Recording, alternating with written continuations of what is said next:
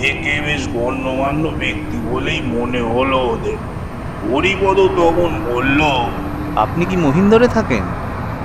এর আগে কিন্তু কখনো দেখিনি আপনাকে। আমি এখানকার লোকই তো নই, আমাকে দেখবেন কি করে?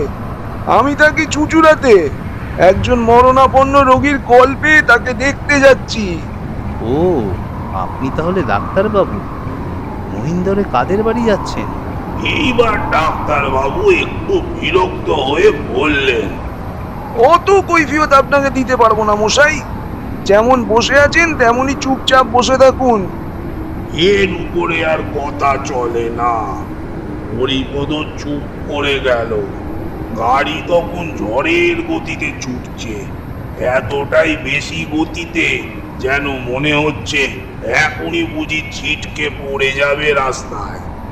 কিন্তু সবচেয়ে রহস্যের ব্যাপার হলো, এমন তীব্র গতি হওয়া সত্ত্বেও পথের যেন আর শেষই হয় না।